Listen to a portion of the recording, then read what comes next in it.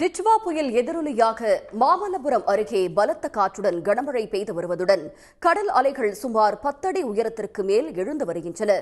இது தொடர்பான விவரங்களோடு இணைகிறார் செய்தியாளர் சூரியராஜன். மாமல்லபுரம் அதன் சுற்றுவட்டார பகுதிகளில் எந்த மாதிரியான சூழ்நிலை தற்போது நிலவுகிறது? விவரங்கள். கண்டிப்பாக, அதாவது சென்னைக்கும் வேதாரண்யத்துக்கும் இடையே இந்த புயலானது நாளைய தினம் கரையை கடக்க உள்ளது. இதன் காரணமாக தமிழகத்தில் பல்வேறு மாவட்டங்களில் தொடர்ச்சியாக மழை பெய்கிறது. செங்கல்பட்டு மாவட்டத்தை பொறுத்தவரை காலை முதல் மேகமூட்டமுடன் காணப்பட்டாலும் கூட மாலை நேரம் முதல் இடைவிடாத தொடர்ச்சியாக கனமழையானது பெய்து வருகிறது.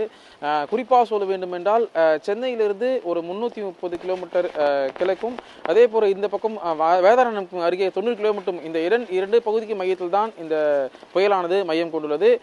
செங்கல்பட்டு மாவட்டத்தை பொறுத்தவரை கம்பாக்கம், கோவளம், மாமல்லபுரம், கல்பாக்கம், புதிர்பட்டினம் என இந்த கிழக்கு கடற்கரை சாலை முழுவதுமே பார்த்தோன்னா காலை முதல் மழை இல்லாமல் கூட தற்போது மிக கனமழையானது பெய்து வருகிறது.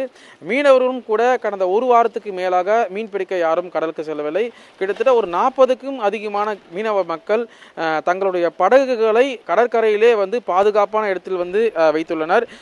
கடலை பொறுத்தவரை வழக்கமாக 2 அடி முதல் 3 அடி உயரத்துக்கு கடலுடைய அலை எழுதும்.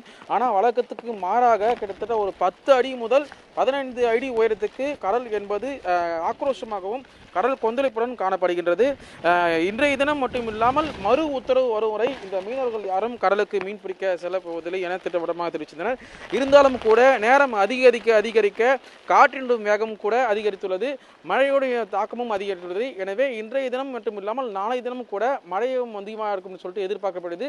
எனவே மறு உத்தரவு வரும் வரை இந்த மீனவ மக்கள் கிட்டத்தட்ட 40க்கும் அதிகமான மீனவ மக்கள் பல ஆயிரக்கணக்கான படகுகள் பாதுகாப்பான இடத்தில் நிறுத்தி வைக்கின்றன. எனவே இரவும் சரி கிட்டத்தட்ட மாலை முதலே இடைவிடாம மழை பெய்ததன் காரணமாக மக்கள் யாரும் வீட்டை விட்டு வெளியாமல் வீட்டிலேயே நிற்கக்கூடிய காட்சிகள் மாதிரி பார்க்க முடியுது. எனவே இன்றைய தினத்தை விட நாளைய தினம் மழையுடைய தாக்கமும் அதிகமாக இருக்கும் என எதிர்பார்க்கப்படுகின்றது. தங்களுடைய விவரங்களுக்கு நன்றி சூரியராஜன். உடனுக்குடன் செய்திகளை தெரிந்து கொள்ள சன் நியூஸ் பெல் ஐகானை கிளிக் பண்ணுங்க.